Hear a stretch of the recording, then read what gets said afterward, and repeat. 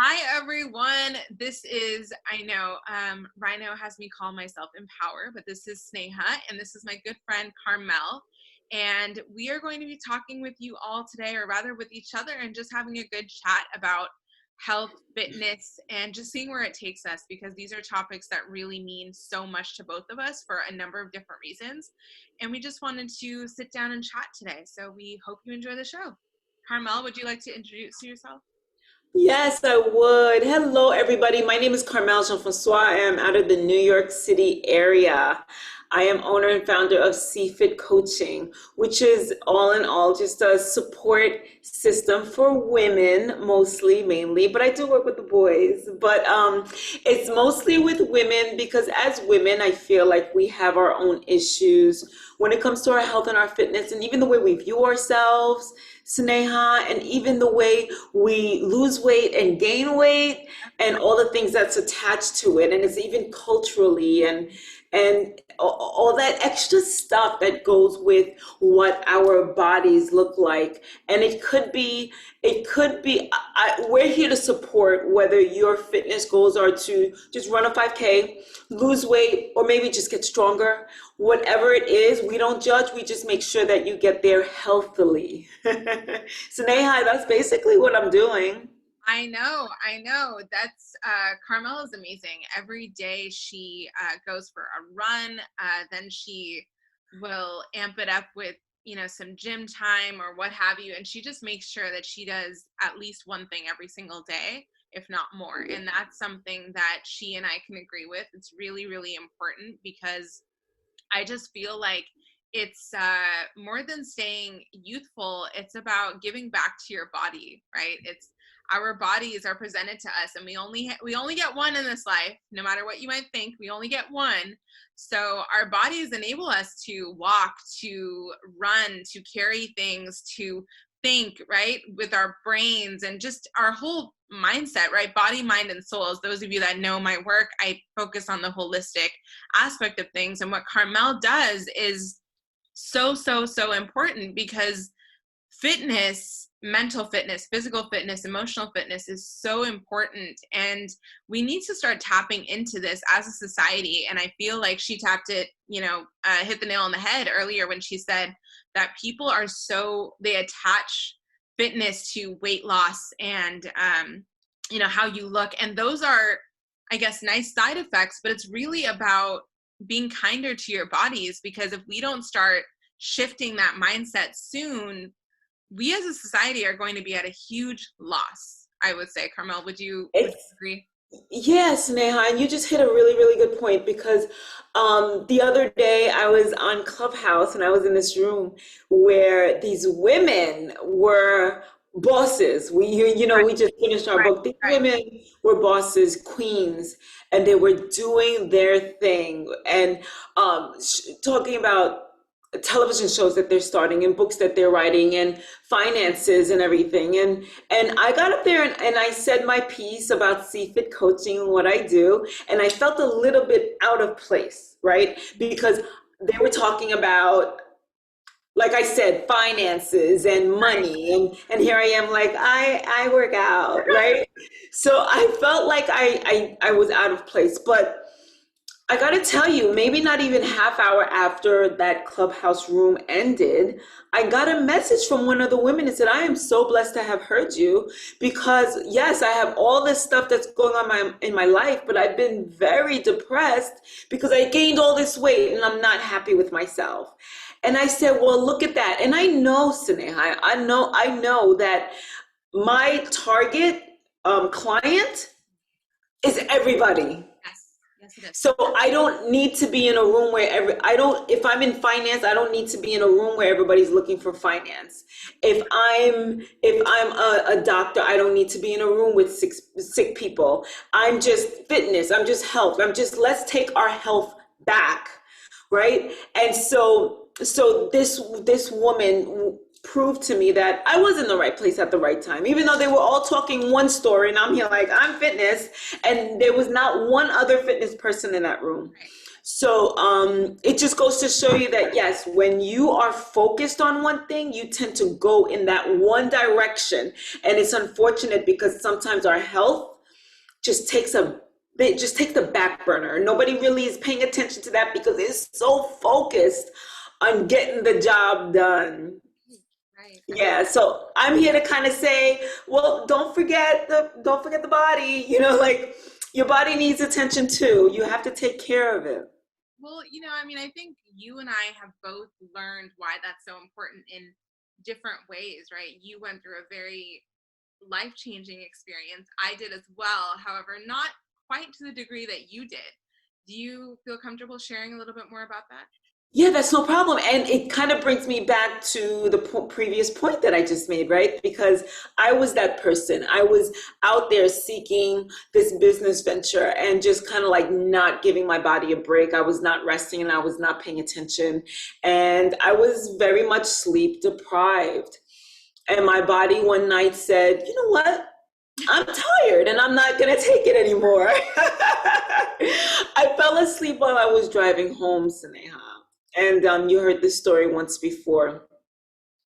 And I was right around the corner from home.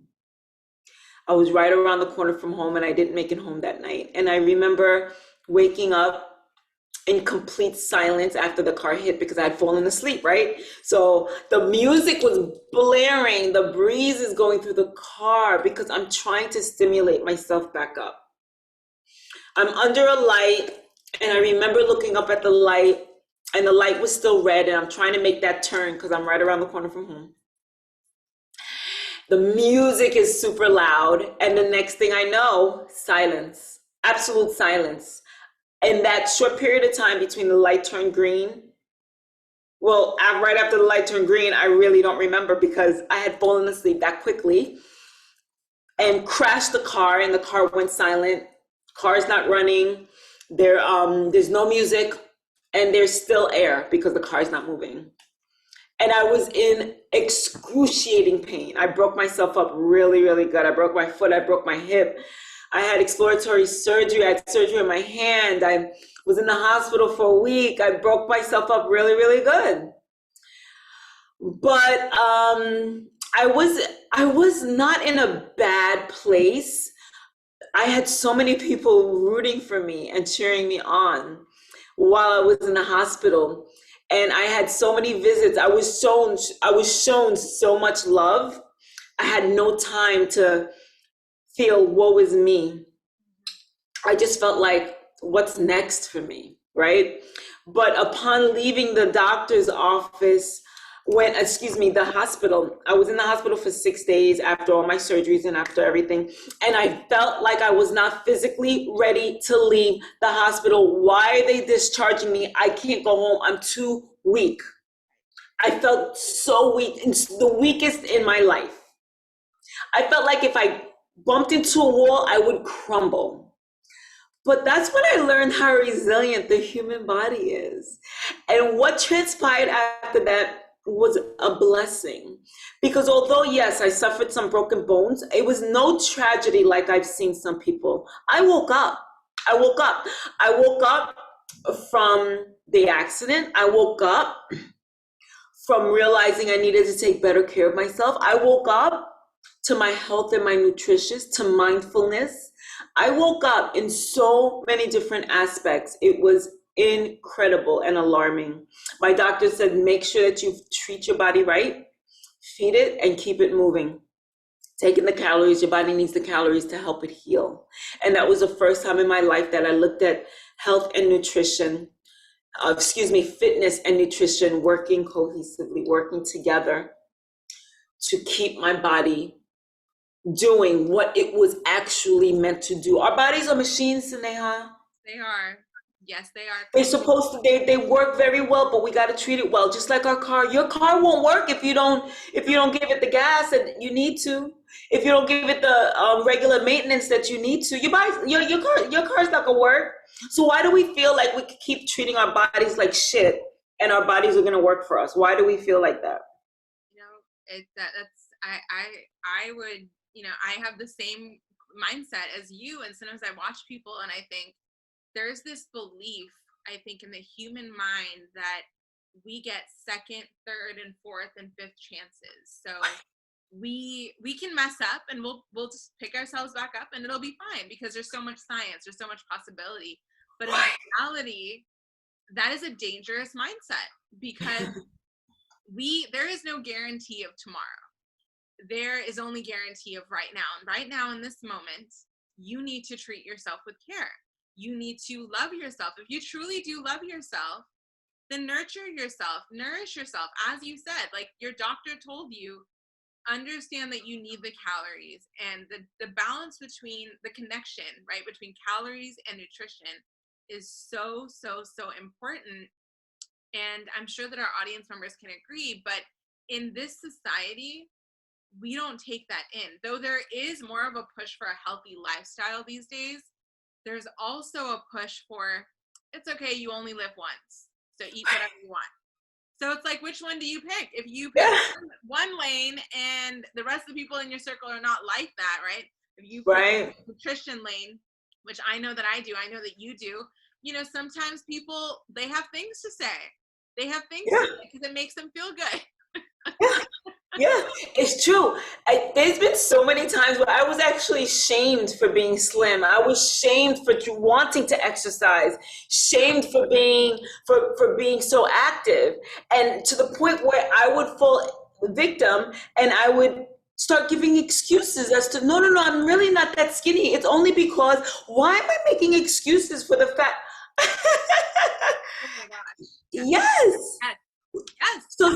Yes. So Sneha, so I feel like that's always an issue too, and that's why some people don't even want to voice the fact that they're on some kind of a health regimen, because they don't have that support. Somebody's going to shame them. Absolutely. I could not agree more. I mean, in my own experience, you know, and I have it under control, but you know, many years ago when I was in my early 20s, and this is, I guess, dating myself for all the viewers. I know I look young, but I'm actually approaching 29 in about 3 weeks. So I know I'm young, but hear me out. So when I was in my late teens, early 20s, my doctor felt like there was a hormonal issue, because I felt like I was eating really well, I was eating really healthily, but I was still having adult acne. And she was not sure as to why. So she did a blood test, and then I went to college right away, and then I didn't even hear back from her until I inquired about it a few years later. And then she sat me down and she said, listen, I think your symptoms they align with something called PCOS, which is polycystic ovarian syndrome. And one of the first things that she asked is, do you think you would ever want to have kids one day? And I was like, you know, and I'm, you know, open to adopting and all that stuff. And I said, maybe, you know, sure. And she goes, okay, well, if that's the case, then you might want to make these certain changes, you know, to your lifestyle. But another thing that we can do to fix everything is to put you on the pill. And that would fix your hormones like that. And that would be a quick fix. So I said, okay, let me try it. So I tried it for about a month. And then my mom calls me, and I still remember that call, and she goes and says to me, you know, your aunt did that. And when women put themselves on the pill, the hormones, even if they take themselves off, it can take a long time for those hormones to leave your system.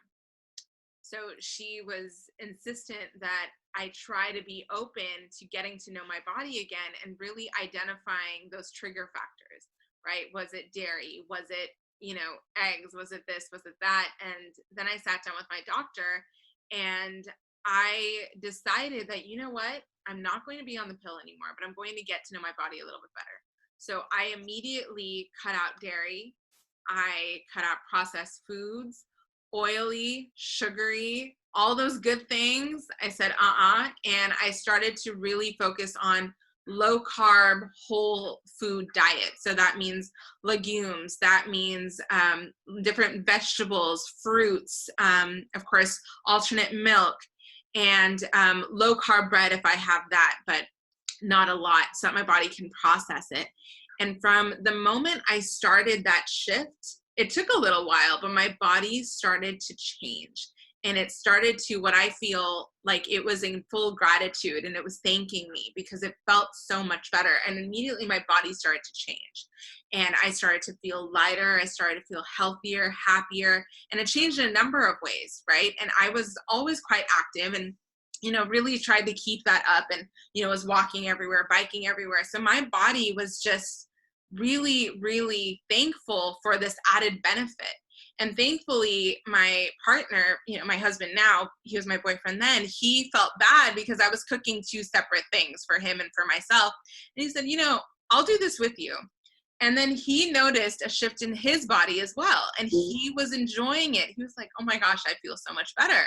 I feel so much lighter. But he, as a man, got a lot of criticism, right? Especially as an African-American man, because he was no longer eating those red meats and all those processed foods that kind of added to, and he was never a big burly guy, but just that, not girth, but just that burliness a little bit. So he became a lot leaner, and people were like, oh my gosh, what happened? He's not as, but he was feeling so good. He was like, it's fine.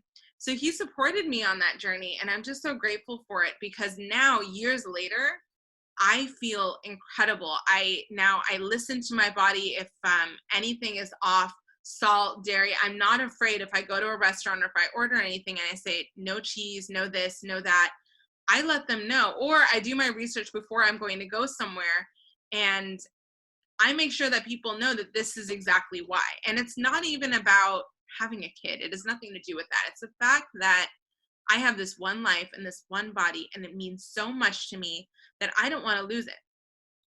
And I want to live a happy and healthy life. So it's been a struggle. I still get those comments. I still get this food shaming. Like you mentioned, sometimes people don't want to say that they're on a health regimen, because you get all these follow-up questions and these comments that are meant to be helpful, but they're really not. And they may not even be meant to be helpful. They can be very harmful as well.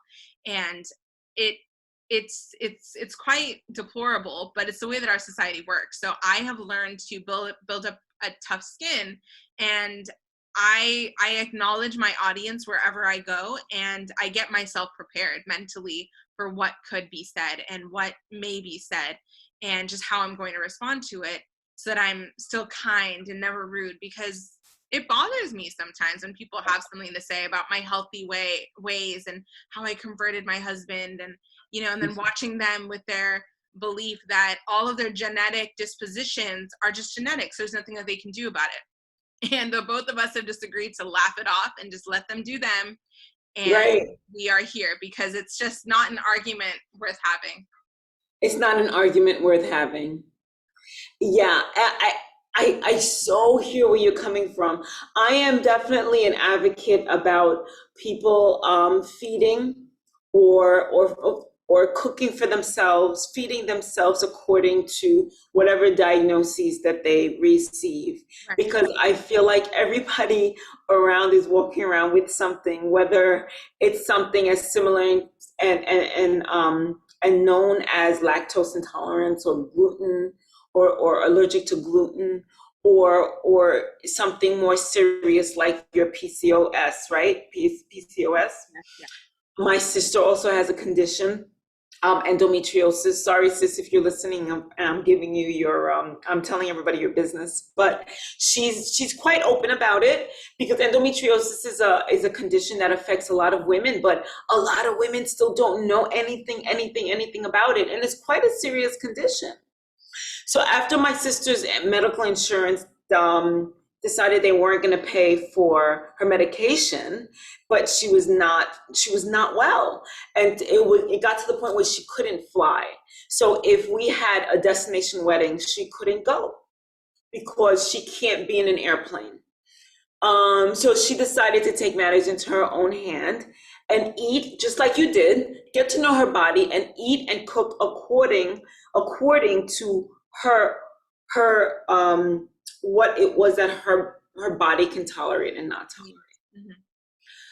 So she found herself feeling better and actually getting to know her body more and learning, Sneha, because you had mentioned earlier when you and I were talking before we started recording, right, about the inflammatory aspect, yes, of what we eat. Yes. Yes. learning that the endometriosis in just a small part Mhm. is very much an inflammatory It is. disorder, as many diseases are. And after, like, only after we started exploring Right. the effects of endometriosis in our system did I realize that so many of the things that we deal with, so many of the diseases and disorders and conditions that we as human beings deal with are inflammatory disorders. And you know what that means? That means we're killing ourselves unnecessarily, Sneha. It does. Carmel, do you know how many people have think back to your life, how many people eat these things, right? Like a greasy burger or ice cream or what have you, and then they have this bloated feeling afterwards and they say it's normal. I have to bite back my tongue and go, don't say anything. They do not want to hear it. They're not ready. Just keep it to yourself. And then when we come out with our non-dairy ice cream, low sugar, people make a face. And I'm like, well, I can eat this and not feel bad about it.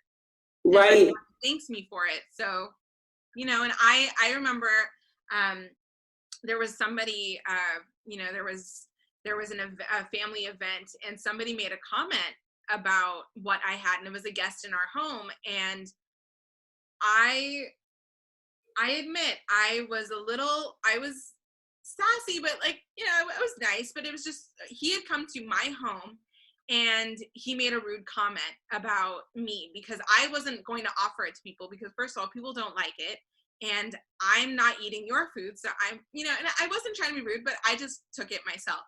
And he made a comment about how come you're not going to offer it to me?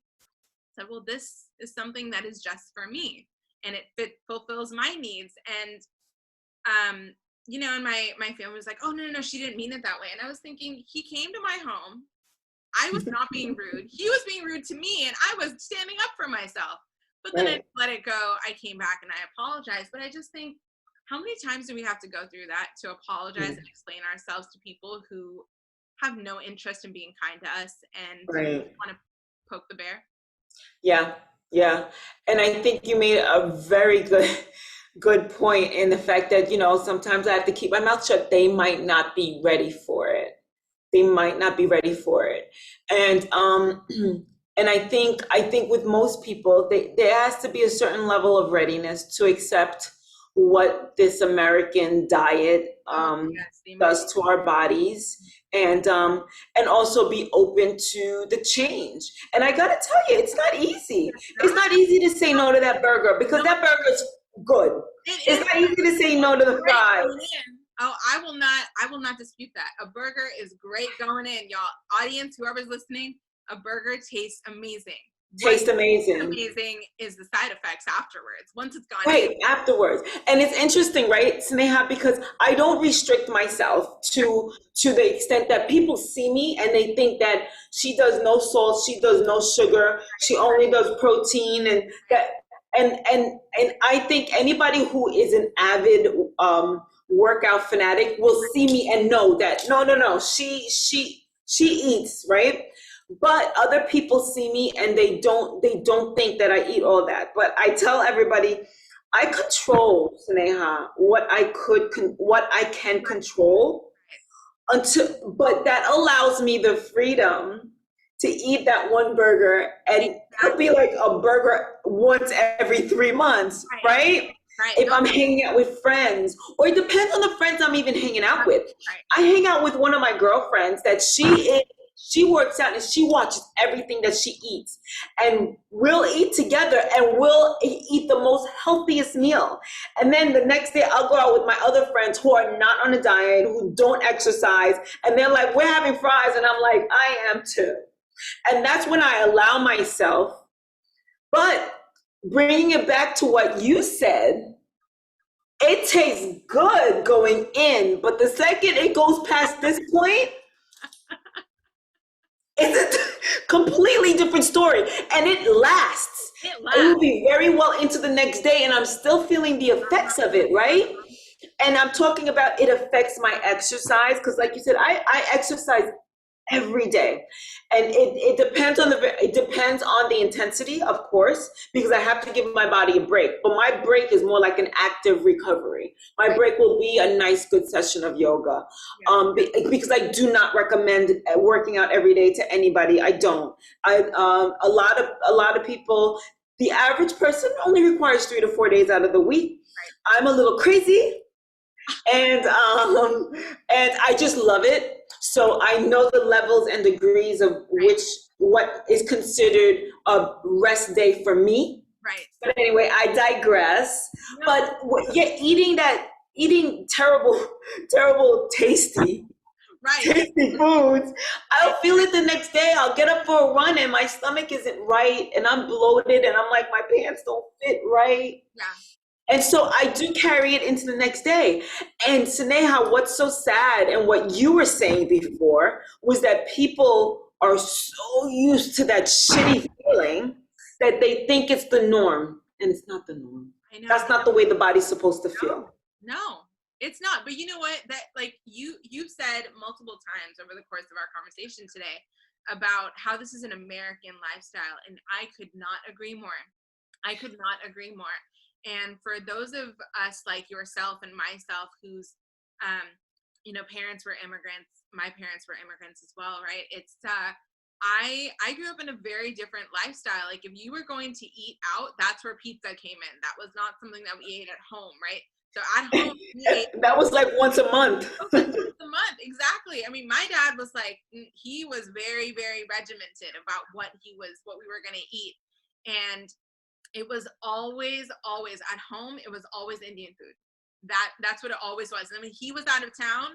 That's when our break came in, Carmelle. My mom would go to the store and they would make fresh baked bread, and she would get the fresh bread from there, and we would just have that and a glass of milk and maybe fruits. It wasn't bad, but that was our relaxation, because my dad was like, it has to be all the time. We're like, we need a break. So when he left, we had some fun. Oh, can I share something? Mom always cooked, and she would cook for the rest of the week. She'd batch cook because both my parents worked. Yes. We were latchkey kids. We came home to an empty home every day, and we learned very early how to warm up our own food, stovetop, not microwave oven. But once every month, like on a Friday, my mother would be like, I'm tired and I don't feel like cooking. We'll get some pizza. And I remember one day, like, oh, we're having pizza. I was so excited. And my friend was over and said, it's only pizza. And she didn't understand that we just did not eat food outside. My parents are from Haiti. So we ate very much Haitian food, and it wasn't a diet. It was because my parents didn't have the resources to be taking us out every other night. McDonald's? McDonald's was something I had because I was with friends and I had an extra $2 for a sandwich. Yes. My mother would never take us to McDonald's simply because we had food at home. Yes. Same. And her justification wasn't even that food is not just good for us. That wasn't even her justification. She's like, we have food at home. You don't need to be spending your money on food outside. And you know what? Okay, I have to ask you, when you went out anywhere, and if you were coming from home, now let me ask you, did you guys pack food too?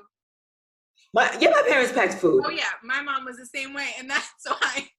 Yes, we packed food. And it was just kind of like, can we get a break? We're going out. Like, can we? I know. No, we have food at home. Like, there's stuff. Like, I learned from her. Like, I remember if we had avocado at home and we went and outside and they asked, oh, do you want the condiment? We were going back home. She's like, we're not going to, because there's avocado at home. So why would every little thing? And I was like, and I used to, as a kid, get so frustrated. But now as an adult, I tell my husband, I go, look, like, we have food. I will, and he's like, I don't want you to get stressed. I'm like, I enjoy cooking and I don't want to spend the money. So now I'm becoming my mother. But then you see the efficiency of it. I do. Mr. Softy, I have a fun one. Mr. Softy would come around the block. And Mom, can we have ice cream? We have ice cream in the freezer. There's ice cream in the freezer. It's not the same. There's ice cream in the freezer.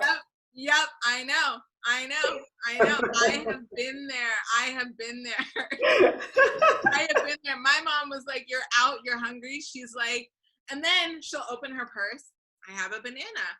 I have to add insult to injury. now I'm just like that. And my husband's just like, so I know, like, if he gets hungry and we go somewhere, I'm like, oh, well, here, we have this. We have that. Like, oh, good God.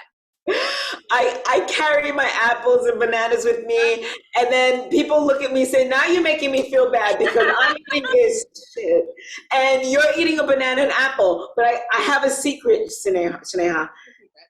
Chocolate is pretty much part of my everyday life. I don't deprive myself. I actually need to set up a delivery for some more because I love me some dark chocolate. Dark chocolate is so good for you. It has less sugar, and we need it because the ingredients, it makes us actually, it levels our hormones out and it makes us happier. And it's right, and it has antioxidant elements to it and everything. But I say that to say that it's not bad to include some of these little naughty things into your diet if it's going to keep you level, just like what you were saying. Absolutely. Because I found myself with a sugar craving and a sugar addiction, which just recently I tried to kick myself off of it. And I was a rock star at it for January and February, rock star. And then March, April, May started creeping back in to the point where I was like, I see you, so let me pull it back a little bit. Right. So and so it's all about also, Sneha, being mindful, just being mindful, where you don't have to go crazy and regimented, but just being mindful about what's available to you, about when you do go to the restaurants, telling the waiters exactly how you need it cooked for you. Now, if you go there and decide, I want to eat it exactly the way it says on the menu, go for it. But if you decide that you want to take some elements out, it has cheese and I'm not going to do cheese tonight, or I know it sits in oil, I'm not doing that tonight, speak up. Yeah. And let the waiter know exactly how you need it prepared for you, and enjoy what you want to enjoy. I had an ex-boyfriend whose mother, whenever she went to a restaurant, she would look at the dessert menu first. Based on the dessert and how good that was, she would order her meal. So Smart. So if the dessert was outstanding, she knew that she had to cut it back a little bit with her meal. I was just like, queen, so smart. I love it. That's hilarious. I think I might take that tip. Right? Right? So the level of guilt is decreased, and calories, it all kind of works. But yeah. Side note. No, I love the side note. This is what I love about our chats. Audience, we have been trying to get this in the books for a while, but we're both so busy. It is incredibly hard for us to get a hold of each other, and we just wrote a book together. Yes. And now that those meetings are over, we each look at each other's Instagrams and Facebooks, and she has some groups that I'm a part of, and that we're leading, and we talk to each other, but that's about it. Because outside of that, do you know how many things that we do in a day? We were talking about before we started this call. We put things in our calendar because we are so busy. Otherwise, we would forget. Yeah, and that's new for me, Sneha. I used to be like, yeah, I'm free. Yeah, I got time. Now it's really like, you know what? Let me take a look before I commit to anything. Exactly. Let me take a look at my calendar. And it's a good problem to have. It is not even a problem. It's just, I feel like it's not busy work. No. It's productive work. Yes. It's time that I'm spending giving value and receiving value from people and to people. And I feel like at the end of the day, I get to bed and I'm satisfied with my day. And if there was a part of my day that I feel that wasn't satisfying, I just kind of like, all right, I feel you, and tomorrow let's make it better. And as far as wellness and health is concerned, Sneha, I know that you have your rituals, right? Because we have our morning rituals, our evening rituals, and that all plays a part in our health and wellness. It's not just about eating right, and it's not just about exercise. It's about our rituals, how we wind down, Yes. how we wake up, and those moments that we spend really taking care of self, taking self inventory, being a little selfish, for lack of a better word, because that's not being selfish. That's really making sure our cup is full so that we can pour into other people. No, I absolutely agree. And as you know, and those of you that have gotten a copy of my book or our book, or you will be soon, that's something that I say all the time is prioritize you. And in fact, lately I've been taking that one step further, and I've been telling people, especially, because both of us work with women, I've been telling them, learn to be okay with being selfish. Yeah. When you are selfish, you are happier. Yeah. Because for some, I don't know, for some reason, for centuries, we have been brainwashing ourselves and each other to think that we must serve, and we must serve the world, and we must serve the needs of others, and we must give and give and give. And that is a beautiful thing with boundaries. Yeah. We tend to give until we cannot give anymore, and that is not a healthy way to be. And so many women in my family line, and just women that I've grown up around, have done the same thing, because it is a mindset, and it is one that is placed upon us from person to person, from society to society, across the globe, and it is a very toxic one. So people like myself and Carmelle, we're trying to change that mindset, and we're telling people it's okay to be selfish. It's okay to put yourself first. If you have needs, answer them. Learn to hear yourself as your guiding light. Don't look to others. If you have a need, as she said, how to wake up, how to go to bed, how to spend your day, go ahead and do it. Because at the end of the day, you are the one that lives in your body. You are the one that has to go to sleep at the end of the day. You're the one that has to rise in the morning.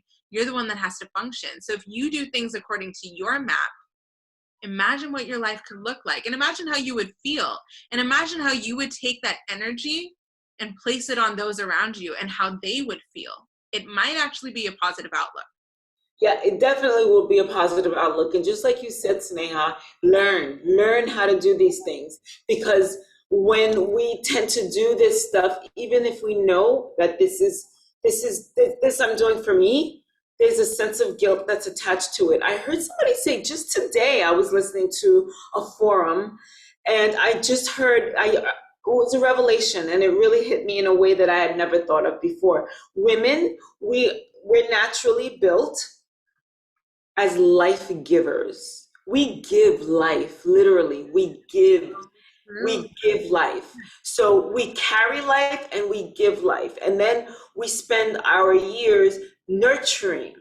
So it is in our DNA and our makeup to actually give and give and give until there's nothing left.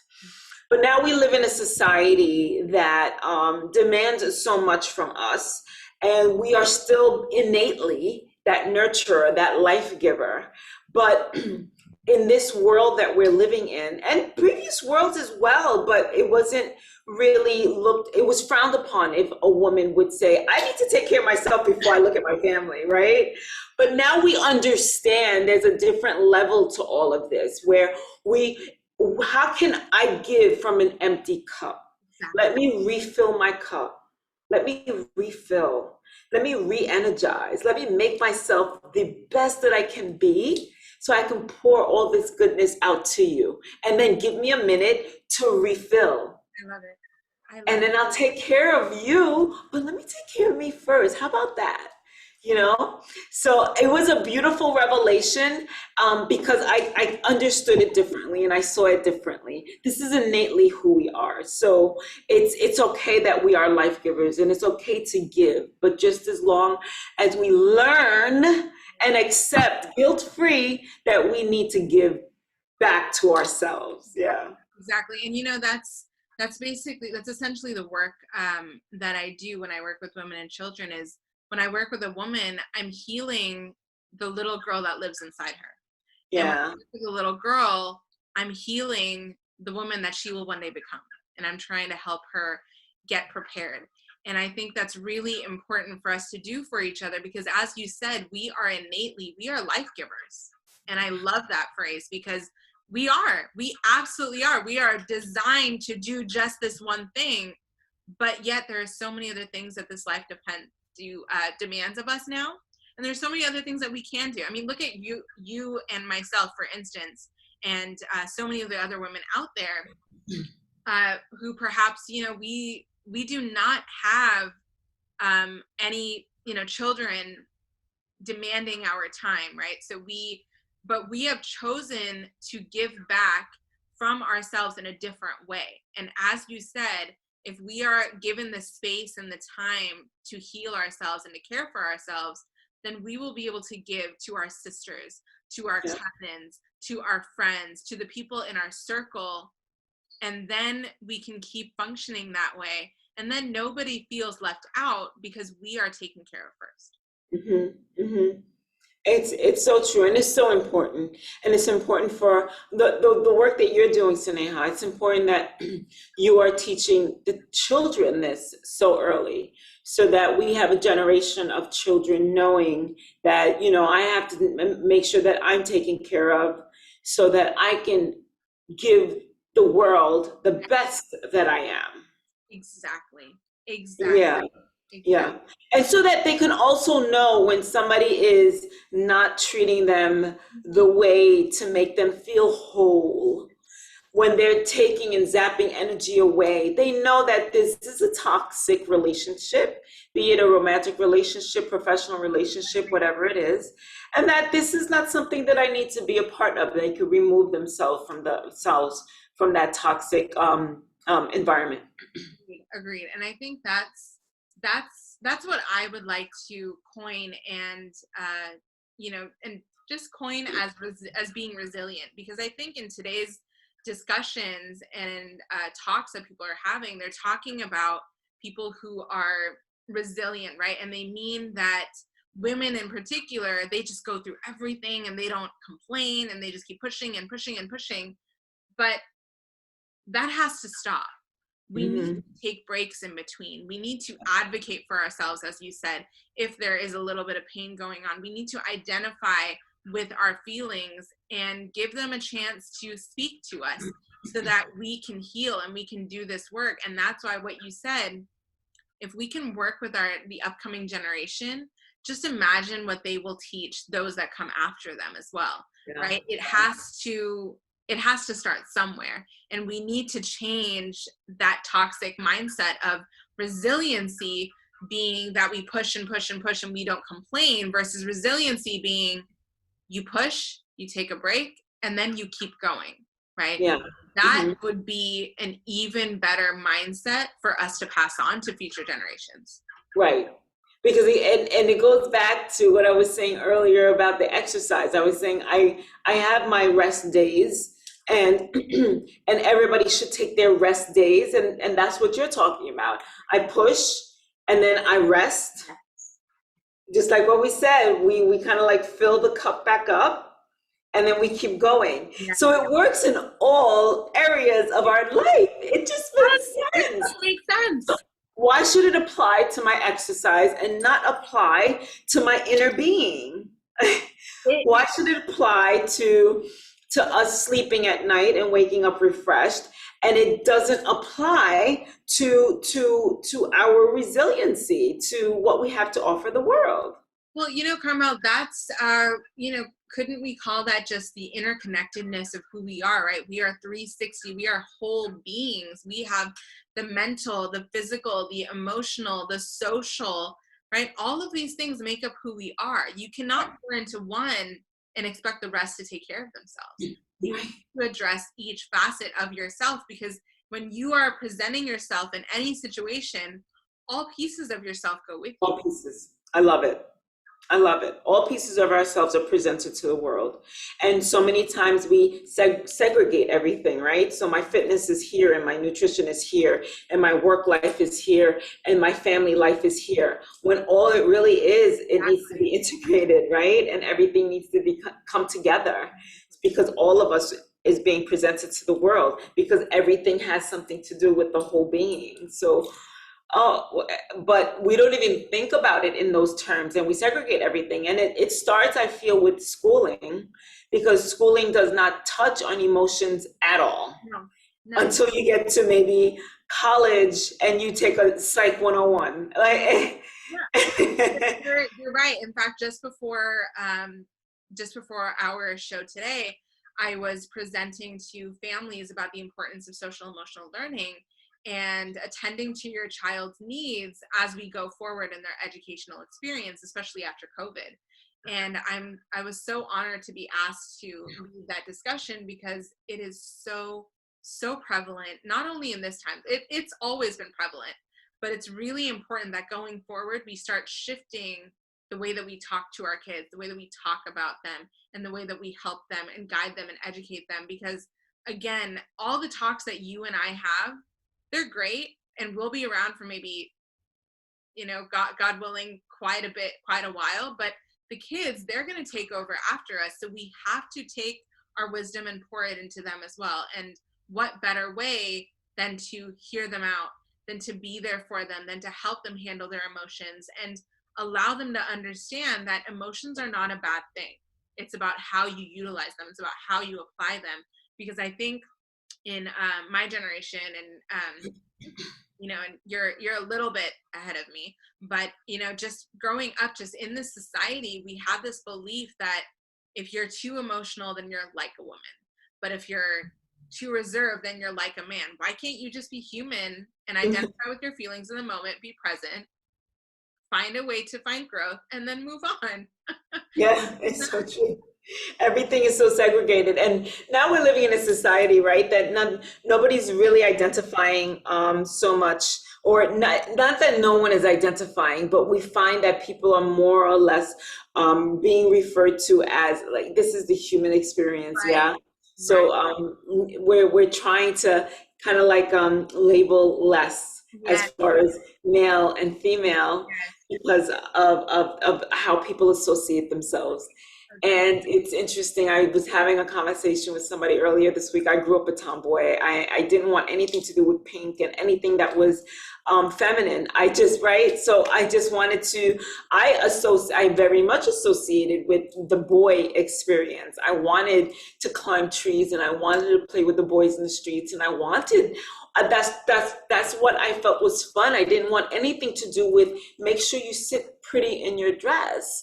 And girls aren't supposed to be heard, so quiet your voice. Girls shouldn't talk so loud. These are things that I was being Right. told. I was like, that's for the birds. I just want to scream and kick and have fun. And it wasn't only until I got much older, I'm like, oh, I love pink. I'm wearing lace. And I'm like, I really stepped into my feminine self.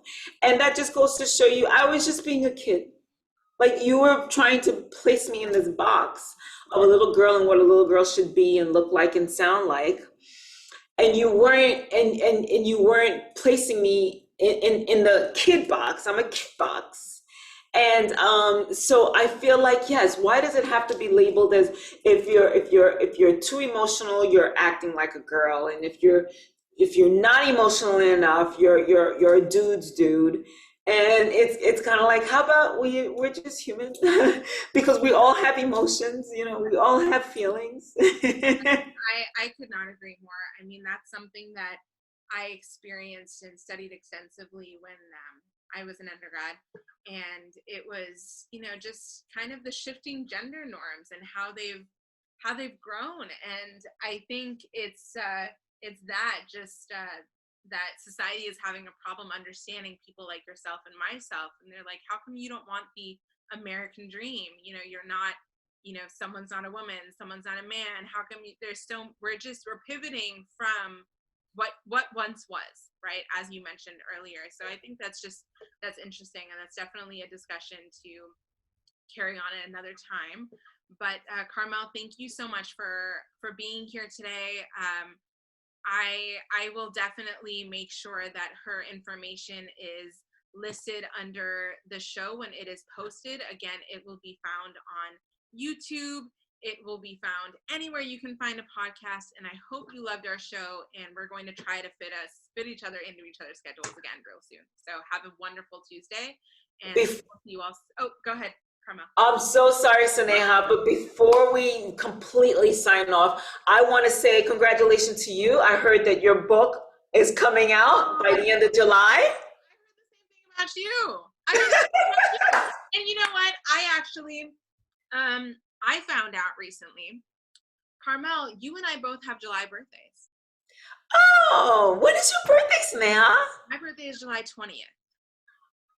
I am 10 days after you, my dear. Nice. Oh my goodness. See, I knew that there was just something special about our connection. So you're a Cancer. I'm a Cancer.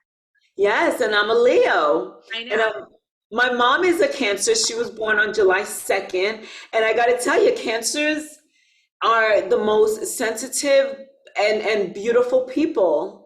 And simply because my mom was just incredible, and I was always so curious about what made my mom tick, because she is the strongest person that I know. And so, like, when I meet Cancers, I just kind of I try to figure out what makes them tick. So it makes sense, Sneha. I have the ultimate respect for you. You talk about how young you are, and I do have a little bit of years over you. I'm sure my grays kind of give it away. Look, I don't even. Thank you. But I feel like you speak a world of wisdom. You are an educated, smart woman. You have the heart and the spirit of a happy child, yet you come packaged in this brain that is just incredible and wants to serve people with all the intelligence that you've gathered through your studies. And I really, really appreciate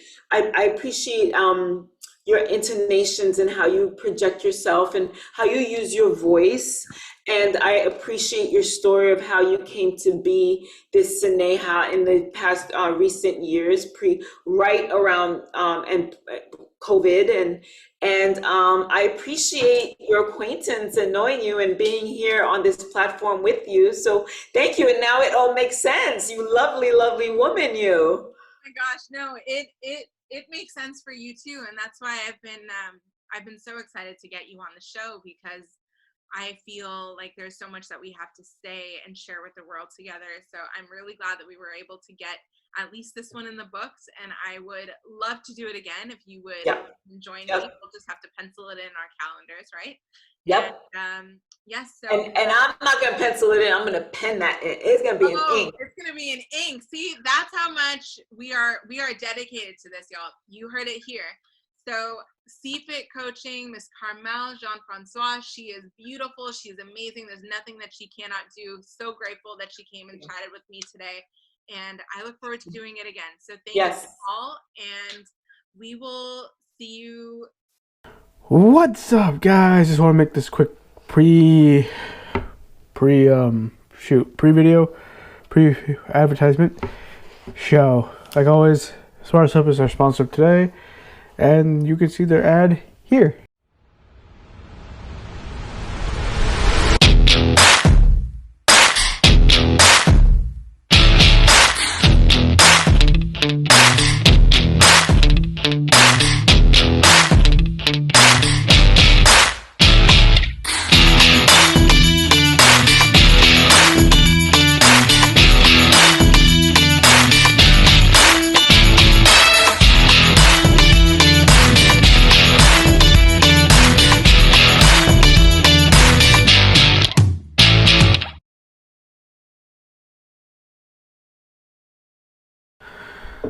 Thank you, Sparso, for sponsoring this video. Much appreciated to you guys. As always, links in the description box down below. Please check them out.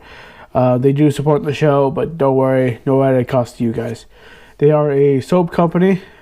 Shocker.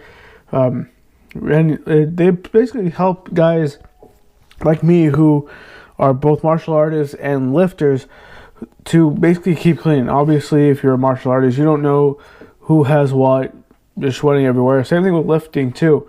You don't know which sweaty person touched what, and yeah, it keeps you safe. It keeps you clean, and it keeps you safe from ringworm and other stuff that could actually be, number one, contagious. Number two, it'll be very harmful for you and other people. So just stay safe. And like I said, it's a great soap company. I actually personally use this, so I can actually tell from experience that, hey, this is something that you should definitely check out. But as always, thank you for listening, and here is your podcast.